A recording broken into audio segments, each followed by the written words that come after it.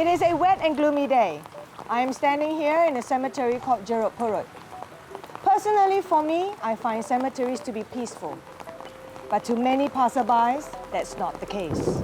Because Jeruk Purut, the cemetery over here, is known to the locals as one of the most haunted locations in the whole of Jakarta. I start this episode here because in this episode, we're going to cover the most haunted locations here in Jakarta.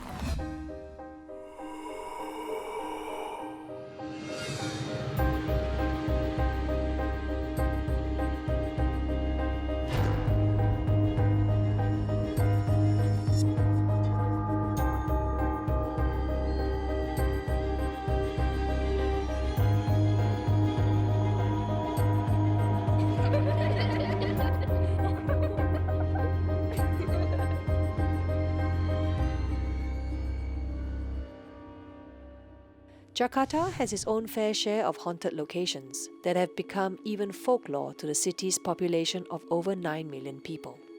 Cemeteries have always been a hot spot for such hauntings, and the Jeruk Purut Cemetery in southern Jakarta is at the top of the list. Not many know when the first grave was dug in this cemetery. There are some really old graves here, but most people consider the modern cemetery of Jeruk Purut to have started in the year 2000. When the government sanctioned the land for cemetery use. Today, the cemetery is over 9 hectares in size, but it is these few acres here that is said to have the most haunted sightings. We met an elderly man who lives near the cemetery and who is very familiar with the hot spots here. I heard that in this cemetery, there are 3 very haunted locations, and the twin trees is quite famous. Can you tell me more about it? There are 2 vampires there. Each tree has 1 vampire. You have been here for many years. Have you seen the kuntilanak? Yes, I have seen them. Once, nearly every night during my shift. What do they look like? They look like normal humans, usually a female, and they talk. Do they disturb passerbys? Yes, they will disturb visitors who come here, especially those who are not brave. They will disturb. And also, they will disturb women who come here when they are menstruating, which is why we don't allow women who are having their menstruation to come here. That's a big taboo. How do the spirits or the kuntilanak disturb people? It gets into somebody's body. They will be possessed maybe for 10 minutes and they will leave. Not that long, except if it's a jinn, which takes a longer period to make them leave the body. Really long time. It depends on what the jinn is. It could be Gandarowo, a big monster, but if it's a vampire, it goes away quickly. I've also heard that there is an old well that is extremely haunted. Can you show me where it is? Yes, there is a well. A very old well. Over there. Pak Ook took me to the old well, where the caretakers of the cemetery pull up water for the plants. According to him, there are many wells in the cemetery, but it is this one that is particularly haunted. The well looks old, creepy and deep. According to the residents around here, the spirits that appear around the well include a group of ghostly Japanese soldiers. When asked why, they said that the well was once used to dump the dead bodies of the Japanese soldiers. Then Pak Ook took me to a huge old tree about 200 meters away from the well, and it is said that the tree was home to a female vampire, or what they call kuntilanak. The vampire stays on the branches and would come down to haunt people walking in the vicinity. According to Pak Ook, hauntings usually occur on Wednesday nights. I have been working as a grave digger in this cemetery for nearly 20 years. And yes, in this cemetery, there are always reports of strange sightings. Like over there near the big tree, there is supposed to be an entity there. And over there, near the twin trees, usually a kuntilanak or vampire is seen there, or an old person. And once in a while, you can even see some ghost children. And sometimes, near the stall over there, people give these ghosts some offerings to appease them. Yes, I usually sleep here alone, sometimes with a friend. And if you ask me if I have felt anything, of course I have, all the time. But I personally have not seen the famous ghost pastor with my own eyes. I believe it is just a myth. So, at least 2 people have confirmed that the sightings do happen in Jeruk Purut, though both of them have never seen the famous headless pastor supposedly haunting this cemetery for the past 30 to 40 years.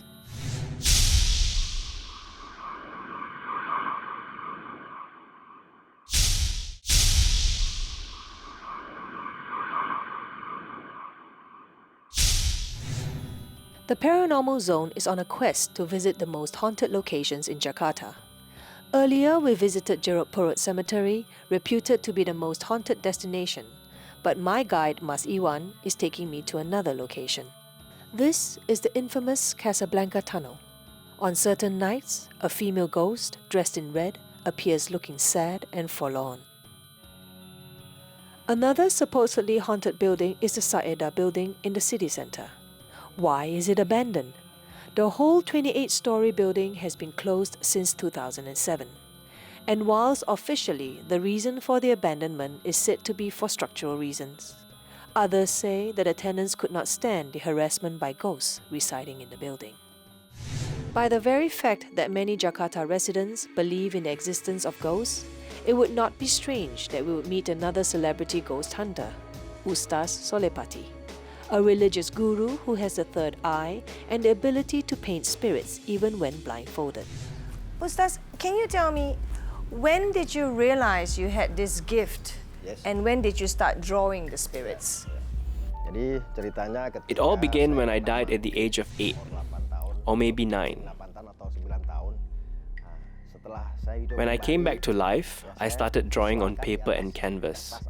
That's how it began. Ustaz Sholeh Pati keeps all his paintings of ghosts that he has seen throughout Indonesia in his own gallery near his house. There are thousands of paintings, and once in a while he would invite children from the village and teach them how to paint the unseen, and teach them not to be afraid of the paranormal world. Now I want you to draw, not color, what you have seen. Or if you see any ghosts here, just draw them.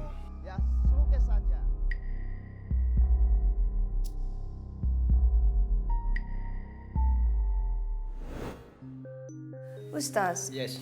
can you please explain to me, how do you see these entities? Or shall I say, how do these entities show themselves to you?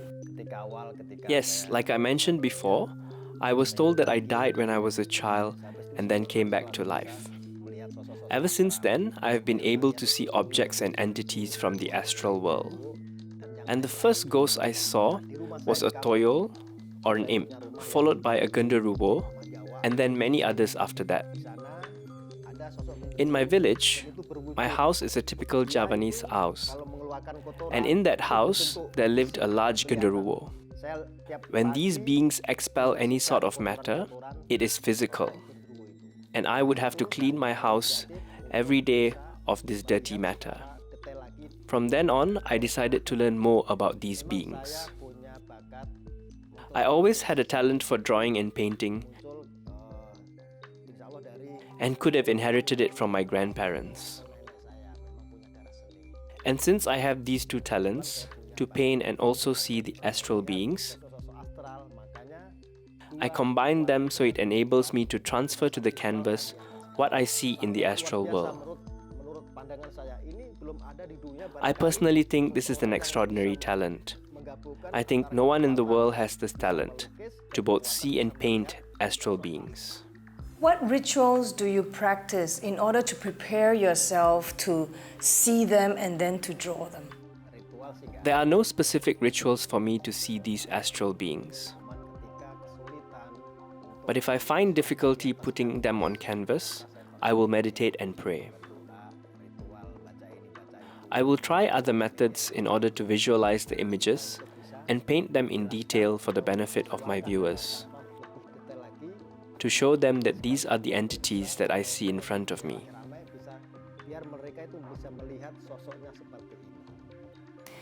Having the gift to be able to see and to paint them is what I would call perhaps a secondary gift. What do you do with these drawings? There must be a deeper purpose for this gift of yours. Can you explain that? If I were to evaluate what I have in me, this ability to paint these manifestations that before this many people only knew about or could not see clearly. With my gift, which is maybe from God, I am able to clarify these images,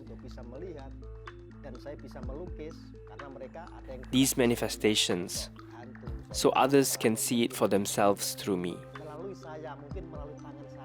So that they have a better understanding and therefore reduce their fear of what their eyes cannot see. Would that be correct? That can be answered in two ways, but both have similar meanings. Firstly, education. And the second one is to give information to those who don't understand what these beings are. Has Ustaz compared yourself with another dukun who has the same ability to see, and perhaps both of you go to the same place and draw separately? Do you draw the same thing or is it completely different? Yes, there was one time when I went for a ritual with a friend to exorcise a location. The house was haunted and the owners were always disturbed. My friend and I both painted. Luckily, both images that we saw and painted were similar. If there were any differences, they were just in the colors. The ratio would be about 30 to 70. 30% different and 70% similar. The challenge is that the jinns or these astral beings have the ability to show themselves in any form they want to, including that of our loved ones. The trick is, when I paint, I need to be able to ensure they don't change their form or shape. And if this happens, either the entity will change or my painting will change. What I find most intriguing about Ustaz Sholeh Pati is his ability to paint what he sees. Because most of the time, I am told what they see, but I can't see it. At least we have what he sees on a piece of canvas. If nothing at all, it gives you an impression. Is it real? Is it a fact? Like I always say, what we see may not be real, and what is real, we may not see. We leave Ustaz Sholeh Pati and his ghostly paintings for the moment, and we'll meet him later in the show. But now, we're taking a train and heading to a small suburb of Jakarta called Bintaro, where its reputation challenges that of Jeruk Purut as the most haunted location in Jakarta. What's more interesting is the tragic origins of this location.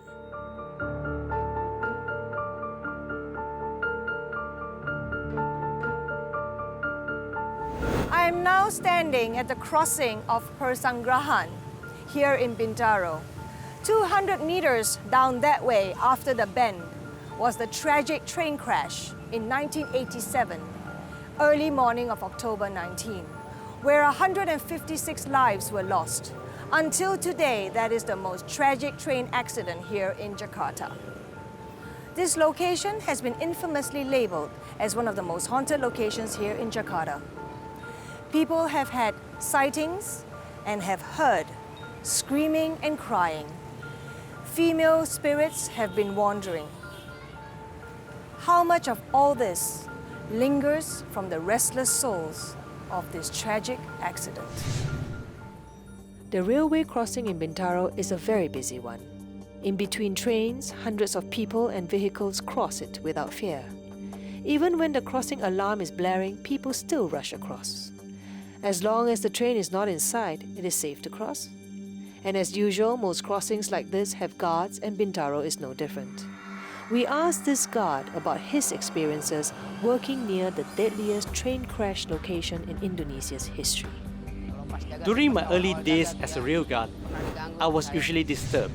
My legs would be shifted, my seat would be moved by a strong gust of wind. Once, during a night shift, it was drizzling, and about 2:30 in the morning, the crossing bell was sounded. I got up and saw a girl near the gate at the crossing.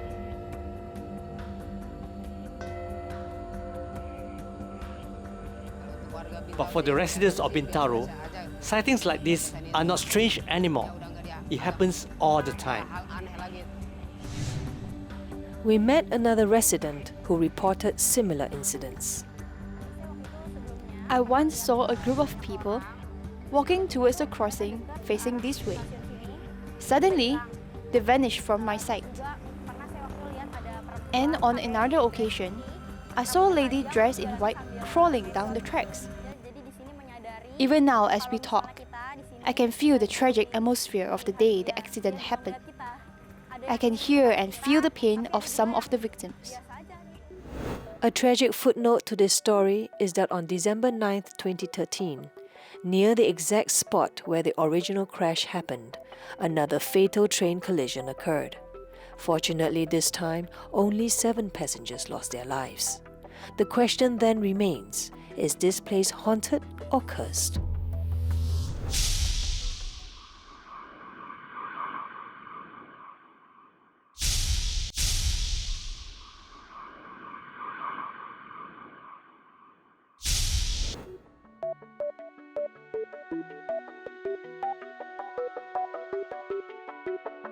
Sunda Kelapa is centuries old, and it is the birthplace of Jakarta as one of the most important ports in this region.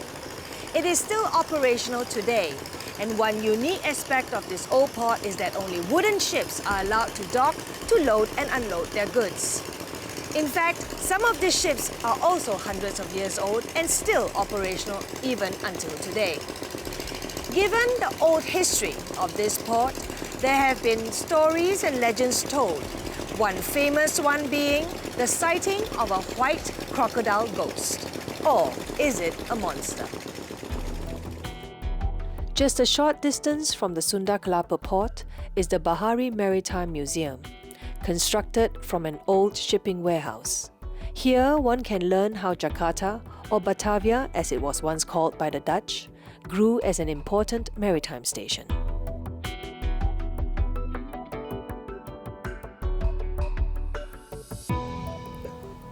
This building was originally a warehouse before it was renovated to become a museum. As you can see from the walls, there is history and probably stories to tell.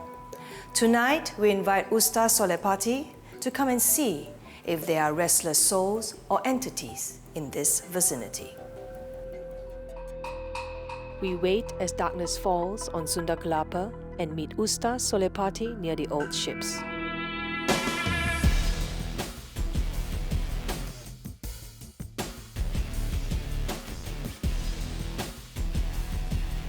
How do you feel about this environment? I see an invisible gateway here. It has a strong aura and feels mysterious. And over there is a pathway that will take you to a village of the unseen. He also introduced us to an assistant who is easily possessed by the spirit of a woman named Putri. He suddenly falls to the ground and wakes up supposedly possessed by this mysterious teenage girl. Iya. Mau nggak berdiri mas? Mbak Putri. Assalamualaikum. Ya. Mungkin kalau ada benda kita tarik berdua, Put. Kalau Putri bisa melihat.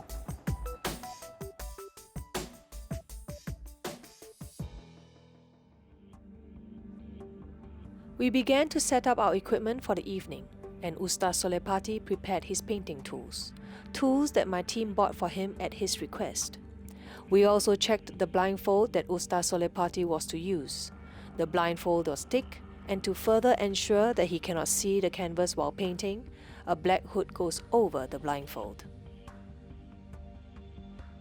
While Putri was on her own painting a portrait of someone named Catherine, Ustaz Sholeh Pati began to paint his visions whilst being fully blindfolded.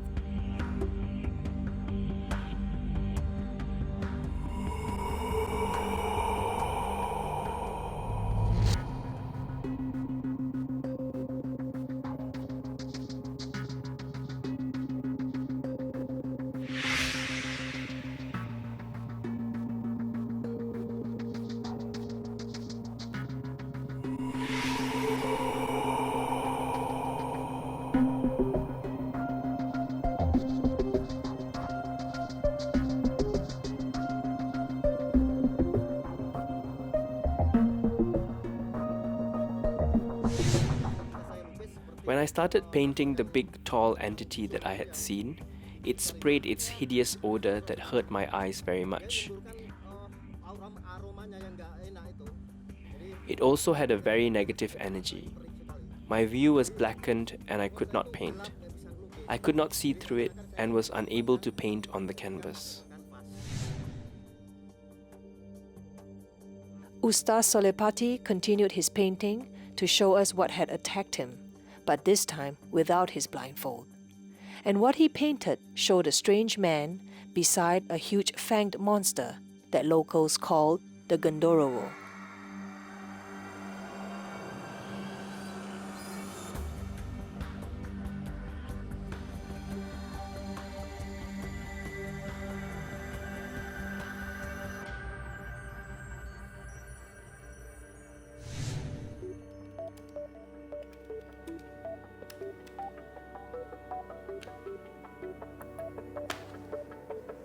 Most cities have haunted locations. Jakarta, with her historical past, is no exception. We have visited several of the known most haunted locations, from the Bintaro railway crossing to the Jeruk Purut Cemetery. A place is a space which records emotions and events, thus creating history. As time passes, the space can change or not, depending on the subsequent events, time, and place.